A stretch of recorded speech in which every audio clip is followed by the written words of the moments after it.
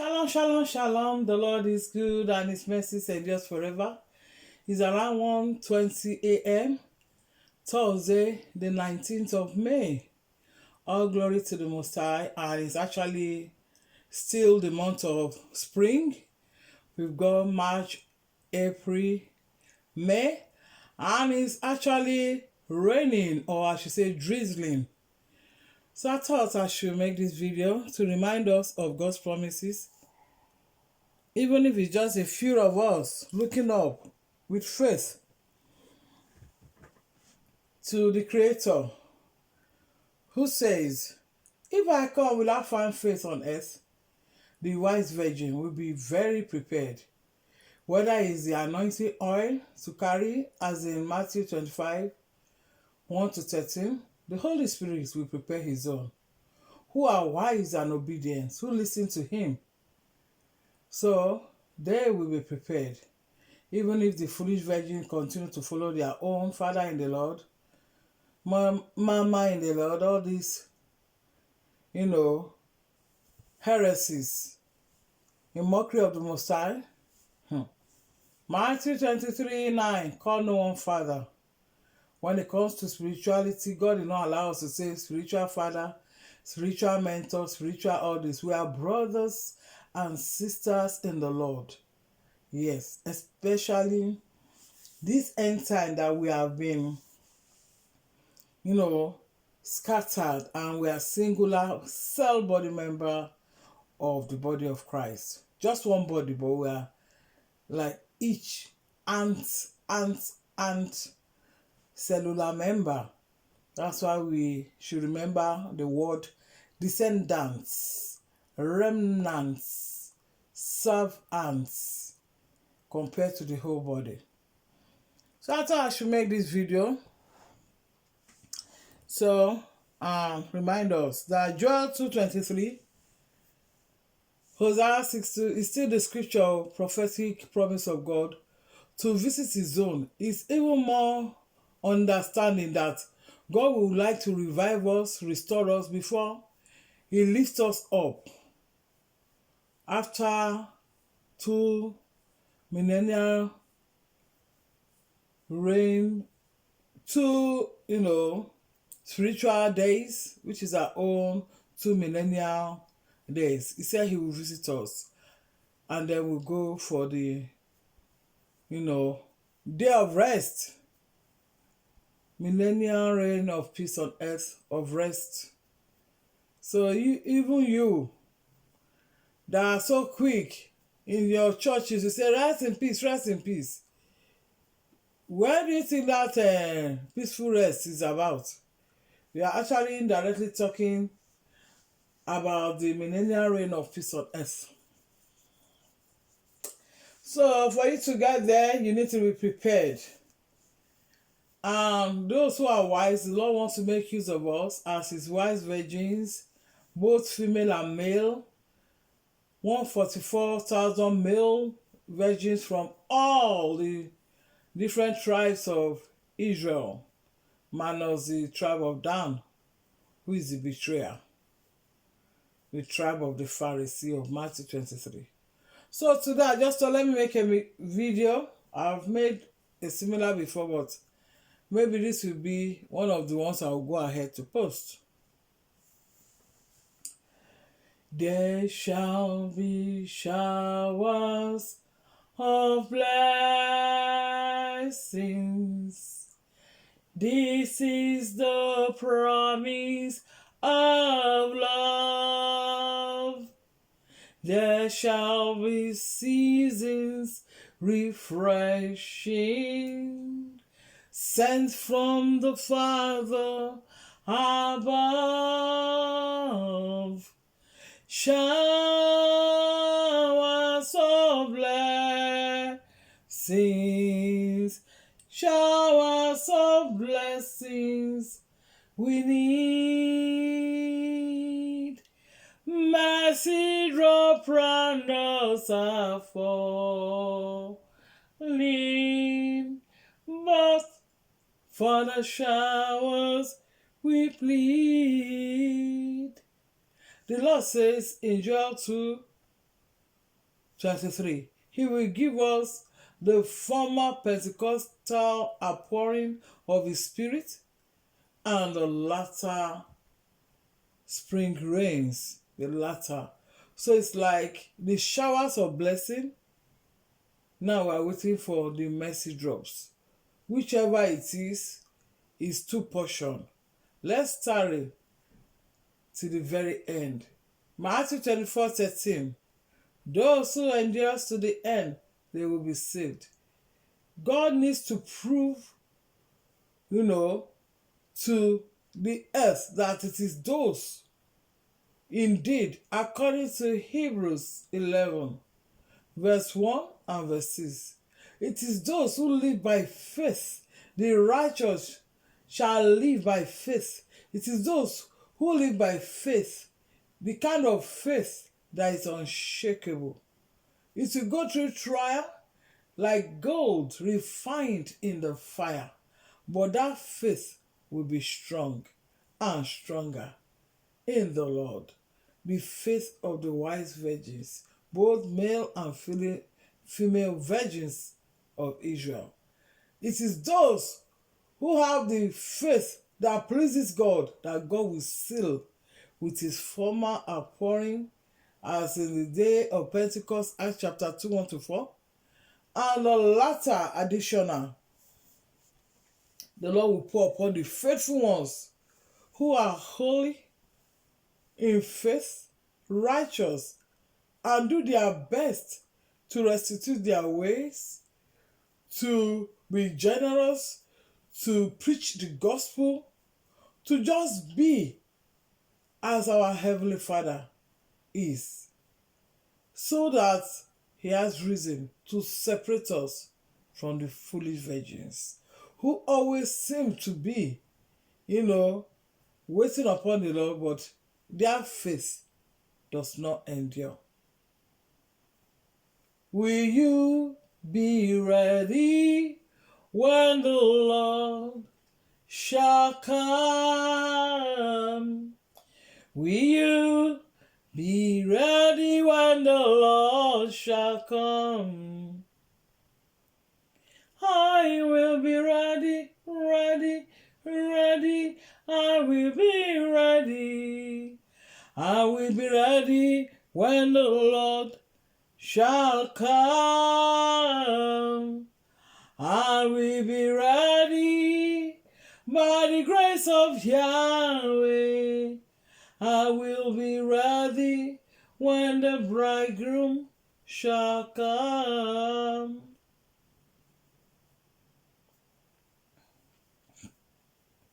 Luke 18, verse 8. The Lord asks, will I find faith on earth when I come? Is for this timeline. People are busy with business that is diverting them from waiting and tarrying for the infilling of the Holy Spirit that will seal them for heaven permanently. I'm still in my pent room. I will not go until it fills me. In this pent room, there are days that I felt so in the valley. A few days. That was around the time that I just hid my former channel. I felt so in the valley. And to the best of my knowledge is about Matthew 10:36. The members of a man's family are his enemy. Not that there's active fight or things like that. Well, it came close. Because I told one of my wonders, it cannot bring any demonic Esau painting to this house. And the Lord gave me a word for him, specifically Deuteronomy 7:26. Because he's been warned before. And with the awesome testimony that I have, that I so thank God for. God made those, dreams, visions, even the personal visitation upon the Lord, upon my life, was when I was home alone. Sometimes we want to, have physical proof of those around that, they saw this, they saw light. God is not a show off. He wanted that visitation, encounter, dreams to be personal. Because sometimes I wonder if my loved ones believe an altar of any of those outstanding visitation, even just one, if they were there and God confirmed that they saw it, would they treat me differently? It all boils down to faith. Faith. God says that man's hearing is dull. They will hear something, they get excited, move on to the next. God wants those who will hold on to his word. Even when everything seems to be going against that promise, they hold on.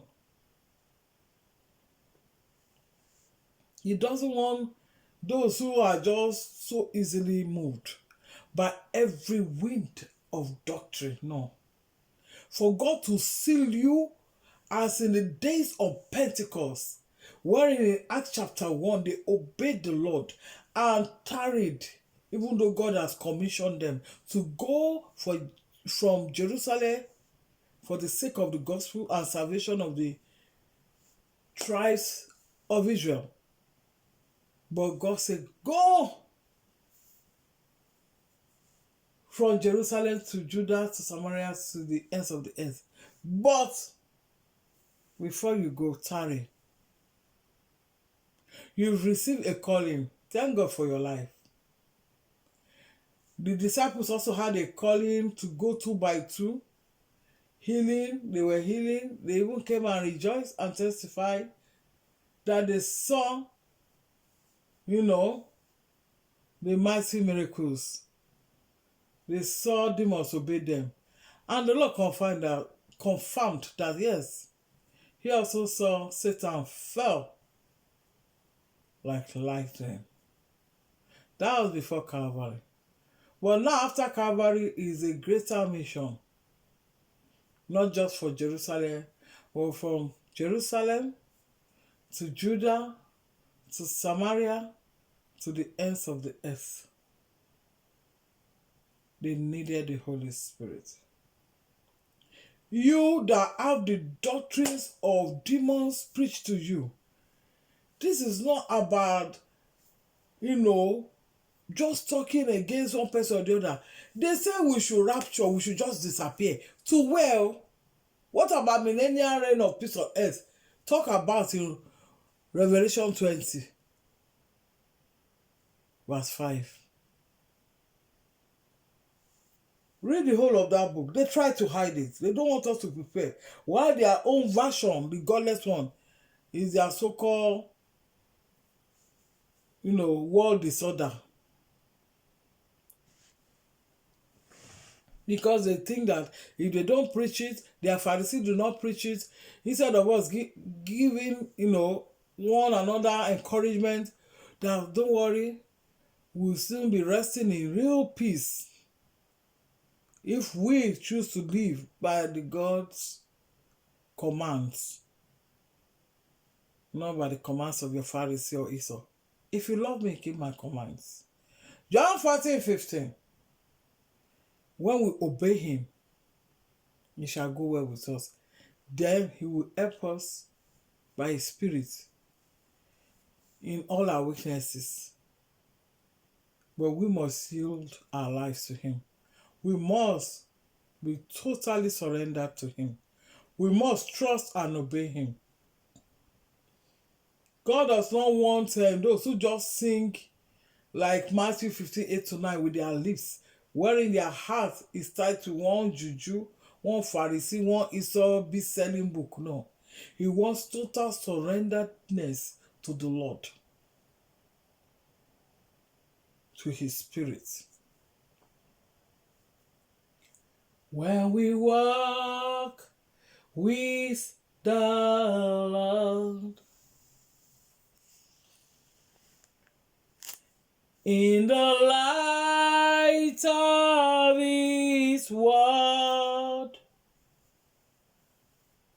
Such glory he shares on our way. While we do his good will, he abides with us still, and with all who we trust and obey.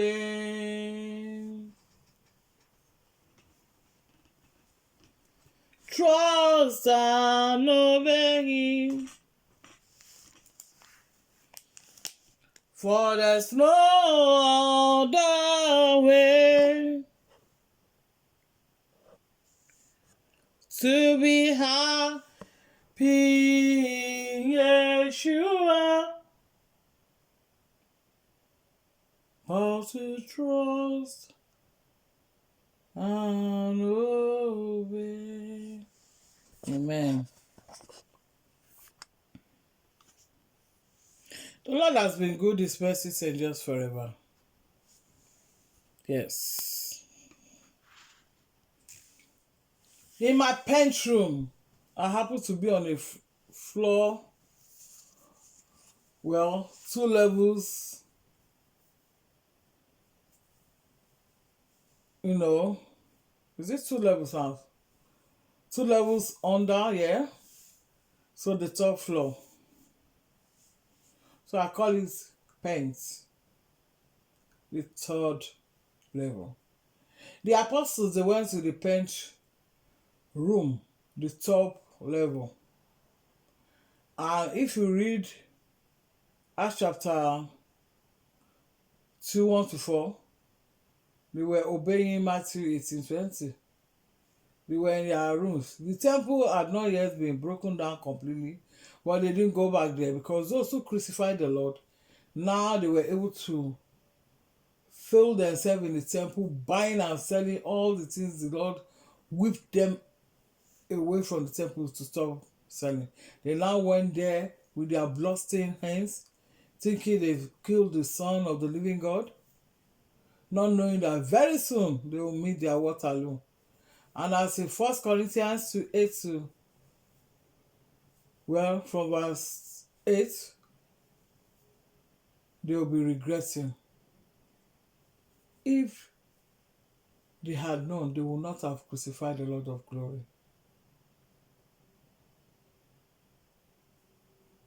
The person they should have crucified and beaten should have been the notorious Jesus Barabbas. Of NIV version, Matthew 27, verse 16. But they killed the Lord of glory, giving you and I opportunity to have his broken body cell members. You are like an ant compared to the complete body of Yeshua. So fear God. You are like an ant. When those, 10 spies who were afraid out of the 12 spies saw the walls of Jericho, and hiding behind those walls were some normal people few and some giants. They said they were like grasshoppers. They were quaking and shaking. Out of 12, only 2 believed. And if you look at the 2 that believed, Caleb, Joshua was the help of Moses, the prophet. So he experienced more than the other Israelites. He almost felt the cloud of glory come down as the Lord spoke to Moses face to face. Exodus 13, from verse 10 to the end. Until it got to a point, Moses wanted to see the Lord God, Jacob, Israel in his glory. Even then, he couldn't see the front face of the Lord. He had to see the Lord you know, back view. And it's because the Lord has said in that Exodus 33, I will show mercy to whom I will show mercy. I will show compassion to whom I will show compassion. If not, the norm is that no one can remain in this body and see the glory of the Lord and not be taken.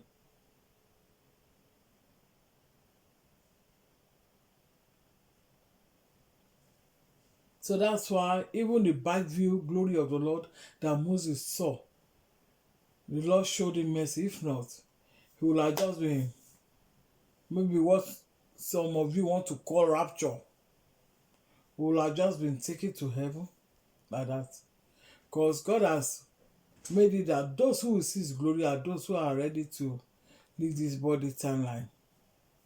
But because Moses still has work to do to lead the children of Israel a bit further towards the Canaan land, the Lord spared his life by showing him mercy. Thank God for Joshua, who experienced like the interim between Moses and the rest of the Israelites. The cloud. The Israelites also saw the cloud of glory that descends whenever the Lord speaks with Moses face to face. So when you have seen the signs and the wonders of God, when you have understood more than others, you are able to have that faith that is unshakable, that is so strong. One of the ways I encouraged myself, even when I was in the bedroom and I was feeling so low, as though I'm in the valley in my mind, even though my body was in the bedroom, is to encourage myself by replaying the visitation of God in my life. The day I sang to him, my voice changed, witnessed by one or two or more people. The Lord is faithful.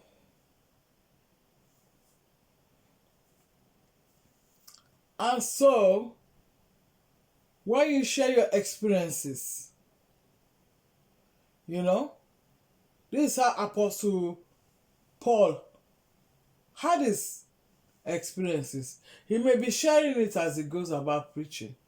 In between persecution, in between prison, in between all this that Apostle Paul went through.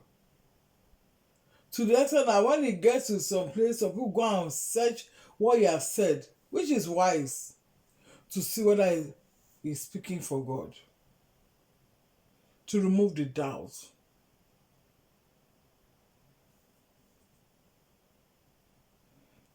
Acts 17:11. Because personal experiences still remain personal. And God actually wants it to be personal, perhaps, so that that person will be encouraged to endure. So yes, I have to encourage myself in the Lord.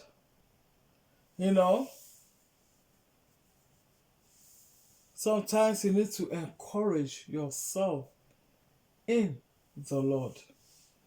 King David celebrated victory in a day, only to find within hours that he was at his low point. He went somewhere with his men, they overcame and plundered that place and were coming home. Not knowing that as they were plundering some other place, some other people too were plundering or attacking their wives and children and made away with them. So they came home to find out that their own family are being plundered. And even the men that were singing the praise of King David. We know,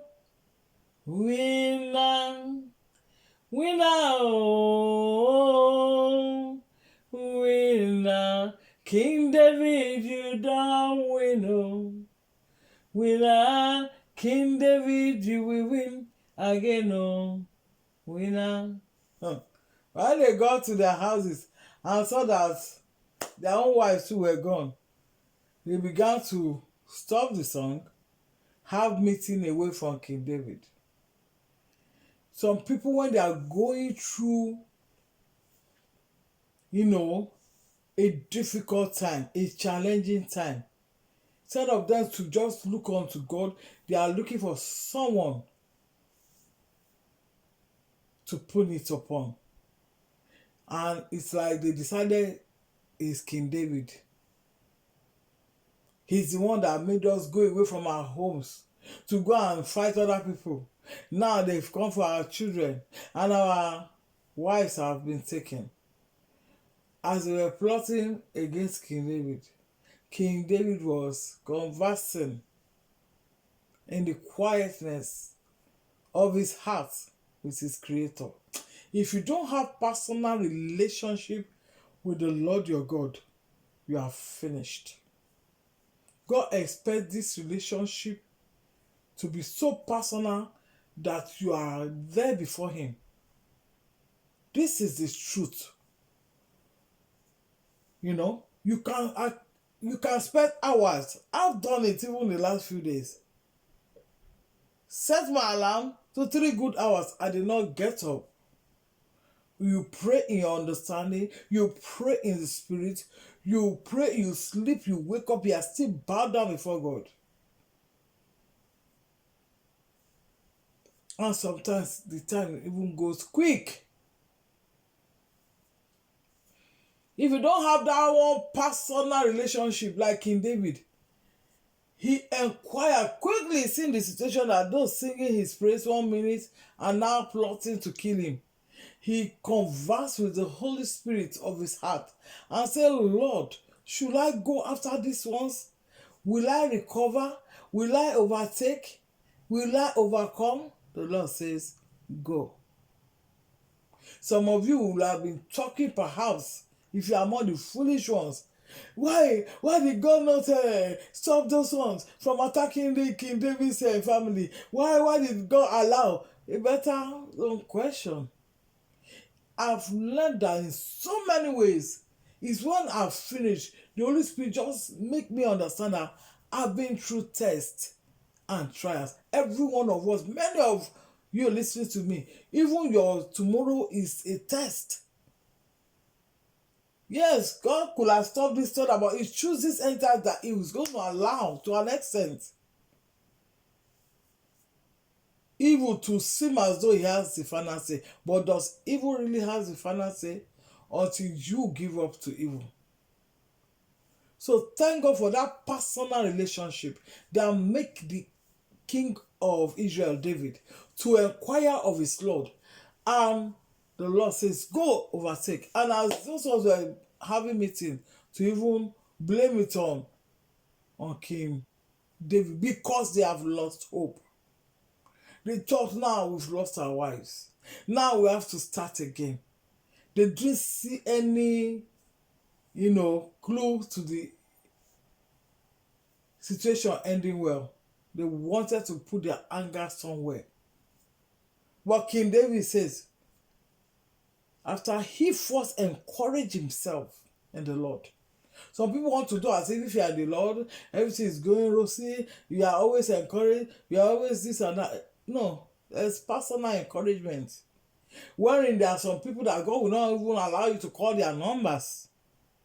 It's you and Him. Encourage yourself in the Lord. So when David was encouraged, he could encourage others to the extent that he spoke with boldness. Others knew that King David is ready for battle. He's ready to go after those who came after his own. And that was the spirit of Joshua also. When the 10 tribes, this multitude issue has been an issue that God wanted since the early start of the nation of Israel, to stop them from following multitude. Look at 10 tribes. Which even makes me understand. 10 tribes went away from the temple. 2 remained. Round up, plus minus, because really the Levites are all over the 11 tribes. Well, an approximate of 10 tribes turned against the temple. These are also similar to the 10 spies. 12 spies went to spy the land of Jericho. 10 also turned against God's word. They say we are not able to go. We are like grasshoppers. We know what we are saying. We have the facts. We have the figures. This is. They talk as if it's the final say. But Joshua and Caleb said, we are able to go up and take the Jericho wall, to possess it from the north and to the south. Though the giants may be on their way to hinder, our God will surely give us victory.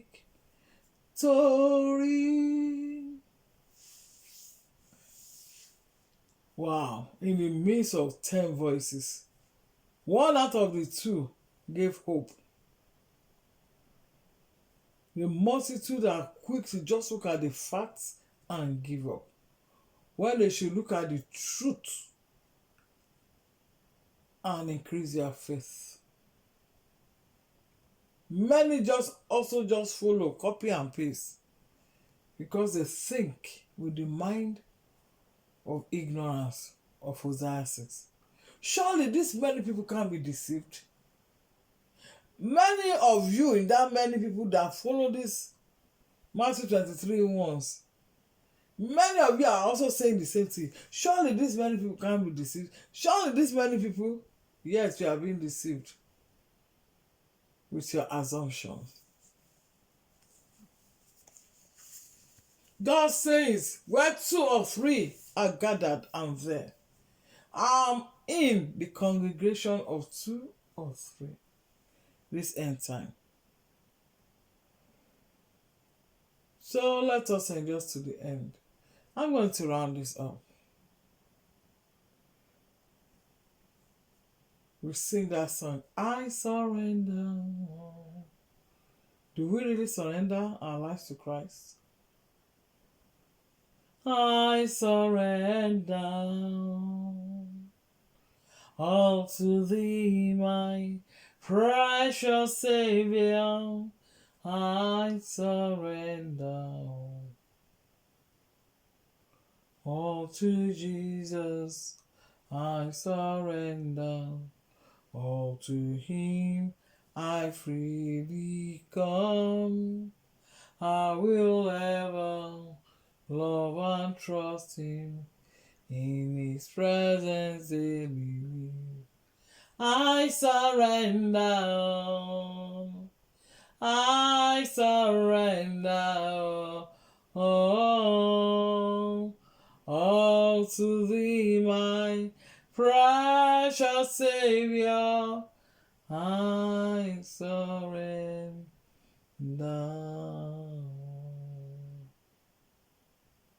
God bless you for listening. Good night and God bless. Shalom.